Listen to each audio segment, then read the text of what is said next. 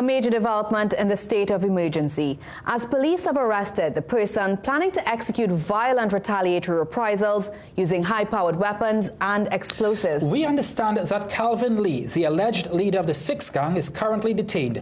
The National Security Minister ordered Lee's detention over the weekend under the state of emergency regulations.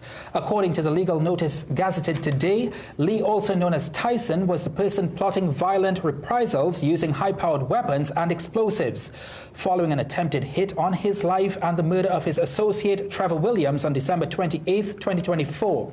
2 days after that murder outside the Besseau Street station, a state of emergency was called with the government insisting it had intelligence of reprisals. Lee is described as a priority offender and is being detained at the Eastern Correctional Rehabilitation Center.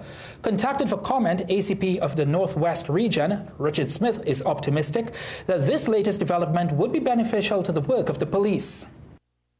With this move, we believe that we could be making a serious impact, as well as we have others to go after, and we are just, entering the process now as it relates to others. So we're doing what we have to do, right, during the course of the SOE while we have the authority. Now, CNC3 News attempted to contact Lee's attorney, Senior Counsel Pamela Elder, but was unsuccessful up to news time. And the Prison Officers Association is again calling on the state to do more to protect officers. The appeal comes after gunmen opened fire on the homes of 2 prison officers this morning. Police confirmed that no one was injured in the attack. Association President Jared Gordon noted that 2 months ago, a prison officer had to be relocated after police received intelligence that his life was under threat. We understand that the intimidation is reportedly emanating from behind prison walls, with the latest threat issued just last week. Police are still probing that matter. Gordon is once again urging the state to intervene. What I would like to tell the nation is that we are at our wits' end. Prison officers really fed up. We are fed up of being ignored. We are fed up of our issues being belittled, scuttled, treated as if it doesn't matter. We are fed up of excuses being made. Gordon adds that the state has repeatedly failed to protect officers, adding that a decade-old lawsuit aimed at forcing the state's hand is still before the courts. The association's General Secretary, Lester Logie, echoed the call for prison officers and all members of the protective services to be issued firearm users licenses. All law enforcement give them a fighting chance because the society changed. We have seen people as young boy with AR-15 up and down the place. Oh, give us a fighting chance. That's all we're asking for. Because we carrying out routine searches. Routine. Your job. That's your job. Why should I lose my life for doing something routine? Well, calls to Prisons Commissioner Carlos Carraspi went unanswered up to news time. A Matlock relative is tonight calling for justice after 2 men were gunned down near their home yesterday afternoon.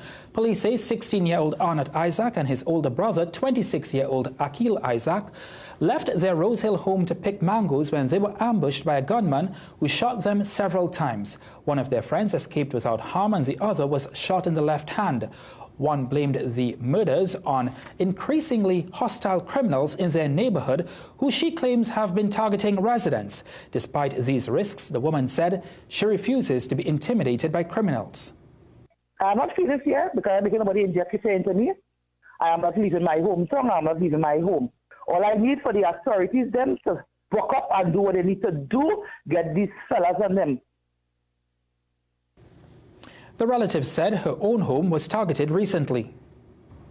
To my house on 2 occasions, shoot up my house, try to burn my house. In April the 7th last year that took place, and also in December the 4th. During a media conference this afternoon, DCP of Operations Junior Benjamin said increased focus is being placed on the Eastern Division to better suppress crime.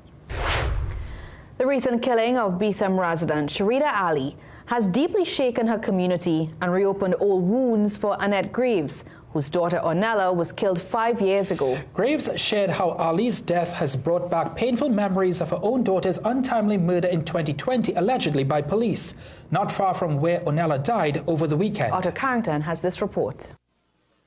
On June 30th, 2020, 30-year-old Ornella Graves, a pregnant mother of 5, was fatally shot during protests in Beetham Gardens.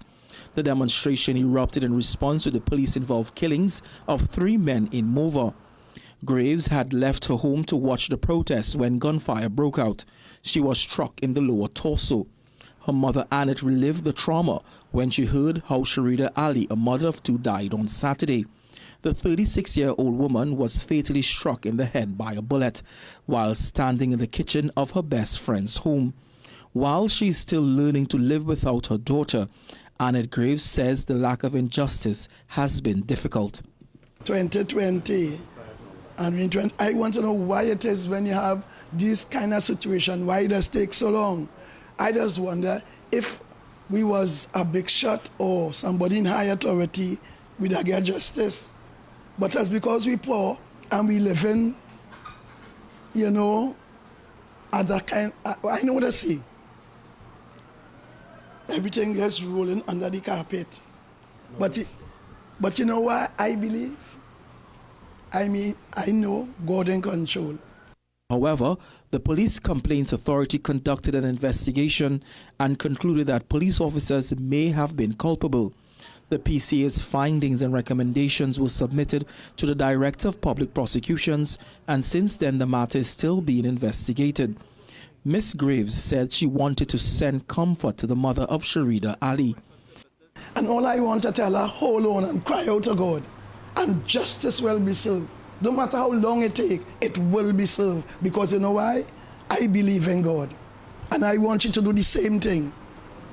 There is nothing with God is impossible. She believes if something like this had happened to a government official, the outcome would have been different. It's a pain. It hurt. Because if, let me bring in Dr. Rowley. Dr. Rowley walking. He talked to me, he said, he's a strong woman, and what I want to say, yes, praise.